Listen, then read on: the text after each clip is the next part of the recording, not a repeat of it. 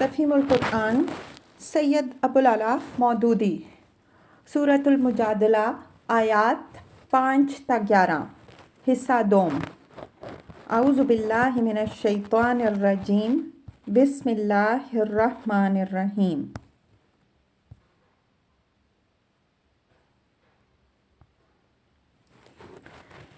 الم تری الی الذین نہوا عن النجوی، کیا تم نے دیکھا نہیں ان لوگوں کو جنہیں سرگوشیاں کرنے سے منع کیا گیا تھا؟ ثم یعودون لما نہوا عنہ، پھر بھی وہ وہی حرکت کیے جاتے ہیں جس سے انہیں منع کیا گیا تھا۔ تفسیر۔ اس سے معلوم ہوتا ہے کہ اس آیت کے نزول سے پہلے نبی صلی اللہ علیہ وآلہ وسلم ان لوگوں کو اس روش سے منع فرما چکے تھے۔ اس پر بھی جب وہ باز نہ آئے تب براہ راست اللہ تعالیٰ کی طرف سے یہ فرمان عتاب نازل ہوا۔ وَيَتَنَاجَوْنَ بِالْإِثْمِ وَالْعُدْوَانِ وَمَعْصِيَتِ الرَّسُولِ، یہ لوگ چھپ چھپ کر آپس میں گناہ زیادتی اور رسول صلی اللہ علیہ وآلہ وسلم کی نافرمانی کی باتیں کرتے ہیں۔ وَإِذَا جَاءُوكَ حَيَّوْكَ بِمَا لَمْ يُحَيِّكَ بِهِ اللَّهُ، اور جب تمہارے پاس آتے ہیں تو تمہیں اس طریقے سے سلام کرتے ہیں جس طرح اللہ نے تم پر سلام نہیں کیا۔ تفسیر۔ یہ یہود اور منافقین کا مشترک رویہ تھا۔ متعدد روایتوں میں یہ بات آئی ہے کہ کچھ یہودی نبی صلی اللہ علیہ وآلہ وسلم کی خدمت میں حاضر ہوئے اور انہوں نے السلام علیکہ یا ابا القاسم کہا، یعنی السلام علیکہ کا تلفظ کچھ اس انداز سے کیا کہ سننے والا سمجھے سلام کہا، مگر دراصل انہوں نے سام کہا جس کے معنی موت کے ہیں۔ حضور صلی اللہ علیہ وآلہ وسلم نے جواب میں فرمایا وعلیکم۔ حضرت عائشہ رضی اللہ عنہا سے رہا نہ گیا اور انہوں نے کہا موت تمہیں آئے اور اللہ کی لعنت اور پھٹکار پڑے۔ حضور صلی اللہ علیہ وآلہ وسلم نے انہیں تنبیہ فرمائی کہ اے عائشہ، اللہ کو بدزبانی پسند نہیں ہے۔ حضرت عائشہ رضی اللہ عنہا نے عرض کیا یا رسول اللہ صلی اللہ علیہ وآلہ وسلم، آپ صلی اللہ علیہ وآلہ وسلم نے سنا نہیں کہ انہوں نے کیا کہا؟ حضور صلی اللہ علیہ وآلہ وسلم نے فرمایا، اور تم نے نہیں سنا کہ میں نے انہیں کیا جواب دیا؟ میں نے ان سے کہا اور تم پر بھی۔ بخاری، مسلم، ابن جریر، ابن ابی حاتم۔ حضرت عبداللہ بن عباس رضی اللہ عنہ کا بیان ہے کہ منافقین اور یہود دونوں نے سلام کا یہی طریقہ اختیار کر رکھا تھا۔ ابن جریر۔ وَيَقُولُونَ فِي أَنفُسِهِمْ لَوْلَا يُعَذِّبُنَا اللَّهُ بِمَا نَقُولُ، اور اپنے دلوں میں یہ کہتے ہیں کہ ہماری ان باتوں پر اللہ ہمیں عذاب کیوں نہیں دیتا۔ تفسیر۔ یعنی وہ اپنے نزدیک اس بات کو رسول اللہ صلی اللہ علیہ وآلہ وسلم کے رسول نہ ہونے کی دلیل سمجھتے تھے۔ ان کا خیال یہ تھا کہ اگر یہ رسول ہوتے تو جس وقت ہم نے انہیں اس طریقے سے سلام کیا اسی وقت ہم پر عذاب آ جاتا۔ اب چونکہ کوئی عذاب نہیں آتا، حالانکہ ہم شب و روز یہ حرکت کرتے رہتے ہیں، لہٰذا یہ رسول نہیں ہیں۔ حسبہم جہنم، ان کے لیے جہنم ہی کافی ہے۔ یصلونہا، اسی کا وہ ایندھن بنیں گے۔ فبئس المصیر، بڑا ہی برا انجام ہے ان کا۔ یا ایہا الذین آمنوا، اے لوگوں جو ایمان لائے ہو، اذا تناجیتم فلا تتناجوا بالاسم والعدوان ومعصیۃ الرسول، جب تم آپس میں پوشیدہ بات کرو تو گناہ زیادتی اور رسول صلی اللہ علیہ وآلہ وسلم کی نافرمانی کی باتیں نہیں۔ وتناجوا بالبر والتقوی، بلکہ نیکی اور تقوی کی باتیں کرو۔ واتقوا اللہ الذی الیہ تحشرون، اور اس خدا سے ڈرتے رہو جس کے حضور تمہیں حشر میں پیش ہونا ہے۔ تفسیر۔ اس سے معلوم ہوا کہ نجوہ آپس میں راز کی بات کرنا بجائے خود ممنوع نہیں ہے، بلکہ اس کے جائز یا ناجائز ہونے کا انحصار ان لوگوں کے کردار پر ہے جو ایسی بات کریں، اور ان حالات پر ہے جن میں ایسی بات کی جائے، اور ان باتوں کی نوعیت پر ہے جو اس طریقے سے کی جائیں۔ جن لوگوں کا اخلاص، جن کی راست بازی جن کے کردار کی پاکیزگی معاشرے میں معلوم و معروف ہو، انہیں کسی جگہ سر جوڑے بیٹھے دیکھ کر کسی کو یہ شک نہیں ہو سکتا کہ وہ آپس میں کسی شرارت کا منصوبہ بنا رہے ہیں۔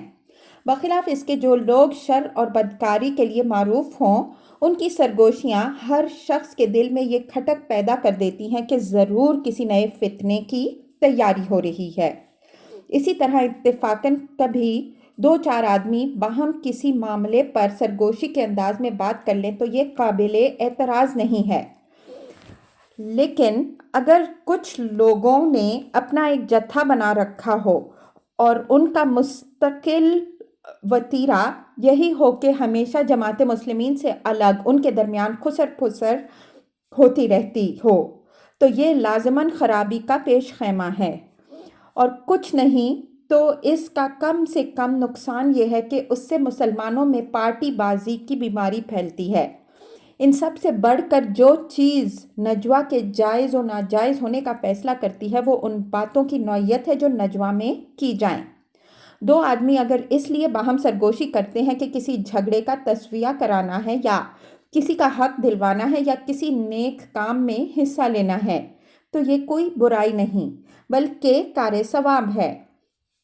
اس کے برعکس اگر یہی نجوہ دو آدمیوں کے درمیان اس غرض کے لیے ہو کہ کوئی فساد ڈلوانا ہے یا کسی کا حق مارنا ہے یا کسی گناہ کا ارتکاب کرنا ہے تو ظاہر ہے کہ یہ غرض بجائے خود ایک برائی ہے اور اس کے لیے نجوہ برائی پر برائی۔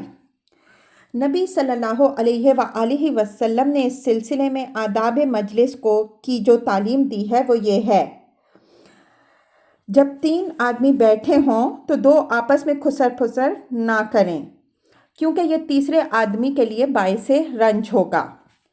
بخاری، مسلم، مسند احمد، ترمذی، ابو داؤد۔ دوسری حدیث میں حضور صلی اللہ علیہ وآلہ وسلم کے الفاظ ہیں: دو آدمی باہم سرگوشی نہ کریں مگر تیسرے سے اجازت لے کر، کیونکہ یہ اس کے لیے باعث رنج ہوگا۔ مسلم۔ اسی ناجائز سرگوشی کی تعریف میں یہ بات بھی آتی ہے کہ دو آدمی تیسرے شخص کی موجودگی میں کسی ایسی زبان میں بات کرنے لگے جسے وہ نہ سمجھتا ہو، اور اس سے بھی زیادہ ناجائز بات یہ ہے کہ وہ اپنی سرگوشی کے دوران میں کسی کی طرف اس طرح دیکھیں یا اشارے کریں جس سے یہ ظاہر ہو کہ ان کے درمیان موضوع بحث وہی ہے۔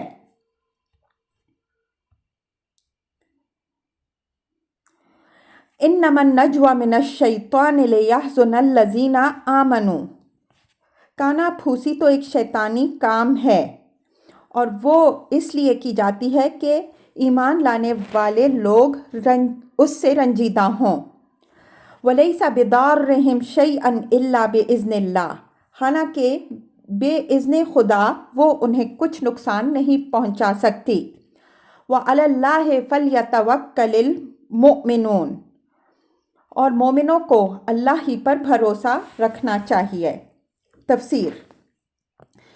یہ بات اس لیے فرمائی گئی کہ اگر کسی مسلمان کو کچھ لوگوں کی سرگوشیاں دیکھ کر یہ شبہ بھی ہو جائے کہ وہ اسی کے خلاف کی جا رہی ہیں، تب بھی اسے اتنا رنجیدہ نہ ہونا چاہیے کہ محض شبہ ہی شبہ پر کوئی جوابی کارروائی کرنے کی فکر میں پڑ جائے، یا اپنے دل میں اس پر کوئی غم یا کینہ یا غیر معمولی پریشانی پرورش کرنے لگے۔ اس کو یہ سمجھنا چاہیے کہ اللہ کے اذن کے بغیر کوئی اس کا کچھ نہیں بگاڑ سکتا۔ یہ اعتماد اس کے قلب میں ایسی قوت پیدا کر دے گا کہ بہت سے فضول اندیشوں اور خیالی خطروں سے اس کو نجات مل جائے گی، اور وہ اشرار کو ان کے حال پر چھوڑ کر پورے اطمینان و سکون کے ساتھ اپنے کام میں لگا رہے گا۔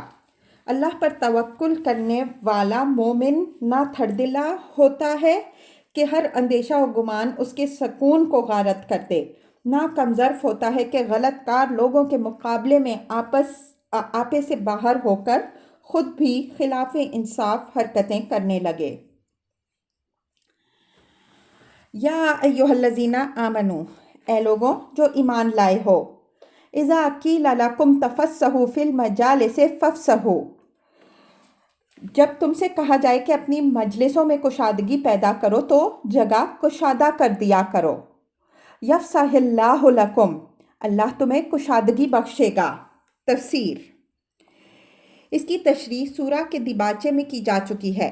بعض مفسرین نے اس حکم کو صرف نبی صلی اللہ علیہ وآلہ وسلم کی محفل تک محدود رکھا ہے، لیکن جیسا کہ امام مالک رحمہ اللہ نے فرمایا، صحیح بات یہ ہے کہ مسلمانوں کی تمام مجلسوں کے لیے یہ ایک عام ہدایت ہے۔ اللہ اور اس کے رسول صلی اللہ علیہ وآلہ وسلم نے اہل اسلام کو جو آداب سکھائے، ان میں سے ایک بات یہ بھی ہے کہ جب کسی مجلس میں پہلے سے کچھ لوگ بیٹھے ہوں اور بعد میں مزید کچھ لوگ آئیں تو یہ تہذیب پہلے سے بیٹھے ہوئے لوگوں میں ہونی چاہیے کہ وہ خود نئے آنے والوں کو جگہ دیں، حتی الامکان کچھ سکڑ سمٹ کر ان کے لیے کشادگی پیدا کریں، اور اتنی شائستگی بعد کے آنے والوں کو بھی ہونی چاہیے کہ وہ زبردستی ان کے اندر نہ گھسیں اور کوئی شخص کسی کو اٹھا کر اس کی جگہ بیٹھنے کی کوشش نہ کرے۔ حدیث میں حضرت عبداللہ بن عمر رضی اللہ عنہما اور حضرت ابو ہریرہ رضی اللہ عنہ کی روایت ہے کہ نبی اکرم صلی اللہ علیہ وآلہ وسلم نے ارشاد فرمایا، کوئی شخص کسی کو اٹھا کر اس کی جگہ پر نہ بیٹھے، بلکہ تم لوگ خود دوسروں کے لیے جگہ کشادہ کرو۔ مسند احمد، بخاری، مسلم۔ اور حضرت عبداللہ بن عمر بن عاص رضی اللہ عنہما کی روایت ہے کہ حضور صلی اللہ علیہ وآلہ وسلم نے فرمایا، کسی شخص کے لیے یہ حلال نہیں کہ دو آدمیوں کے درمیان ان کی اجازت کے بغیر دھس جائے۔ مسند احمد، ابو داؤد، ترمذی۔ وَإِذَا قِيلَ انشُزُوا فَانشِزُوا، اور جب کہا جائے کہ اٹھ جاؤ تو اٹھ جایا کرو۔ تفسیر: عبد الرحمن بن زید بن اسلم کا بیان ہے کہ لوگ نبی صلی اللہ علیہ وآلہ وسلم کی مجلس میں دیر تک بیٹھے رہتے تھے اور ان کی کوشش یہ ہوتی تھی کہ آخر وقت تک بیٹھے رہیں۔ اس سے بسا اوقات حضور صلی اللہ علیہ وآلہ وسلم کو تکلیف ہوتی تھی، آپ صلی اللہ علیہ وآلہ وسلم کے آرام میں بھی خلل پڑتا تھا اور آپ صلی اللہ علیہ وآلہ وسلم کے کاموں میں بھی حرج ہوتا تھا۔ اس پر یہ حکم نازل ہوا کہ جب تم لوگوں سے کہا جائے کہ اٹھ جاؤ تو اٹھ جاؤ۔ ابن جریر و ابن کثیر۔ یرفع اللہ الذین آمنوا منکم والذین اوتوا العلم درجات، تم میں سے جو لوگ ایمان رکھنے والے ہیں اور جن کو علم بخشا گیا ہے، اللہ ان کو بلند درجے عطا فرمائے گا۔ تفسیر: یعنی یہ نہ سمجھو کہ رسول اللہ صلی اللہ علیہ وآلہ وسلم کی مجلس میں دوسروں کو جگہ نہ دینے کی خاطر اگر تم آپ صلی اللہ علیہ وآلہ وسلم سے کچھ دور جا بیٹھے تو تمہارا درجہ گر جائے گا، یا اگر مجلس برخاست کر کے تمہیں اٹھ جانے کے لیے کہا گیا تو تمہاری کچھ ذلت ہو گئی۔ رفع درجات کا اصل ذریعہ ایمان اور علم ہے، نہ کہ یہ کہ کس کو مجلس میں رسول اللہ صلی اللہ علیہ وآلہ وسلم کے قریب بیٹھنے کا موقع ملا اور کون زیادہ دیر تک آپ صلی اللہ علیہ وآلہ وسلم کے پاس بیٹھا۔ کوئی شخص اگر آپ صلی اللہ علیہ وآلہ وسلم کے قریب بیٹھ گیا تو اس کے معنی یہ نہیں ہے کہ اسے بڑا مرتبہ مل گیا۔ بڑا مرتبہ تو اسی کا ہے جس نے ایمان اور علم کی دولت زیادہ پائی۔ اسی طرح کسی شخص نے اگر زیادہ دیر تک بیٹھ کر اللہ کے رسول صلی اللہ علیہ وآلہ وسلم کو تکلیف دی تو اس نے الٹا جہالت کا کام کیا۔ اس کے درجے میں محض یہ بات کوئی اضافہ نہ کر دے گی کہ اسے دیر تک آپ صلی اللہ علیہ وآلہ وسلم کے پاس بیٹھنے کا موقع ملا۔ اس سے بدرجہ زیادہ بلند مرتبہ اللہ کے ہاں اس کا ہے جس نے آپ صلی اللہ علیہ وآلہ وسلم کی صحبت سے ایمان اور علم کا سرمایہ حاصل کیا اور وہ اخلاق سیکھے جو ایک مومن میں ہونے چاہیے۔ واللہ بما تعملون خبیر، اور جو کچھ تم کرتے ہو اللہ کو اس کی خبر ہے۔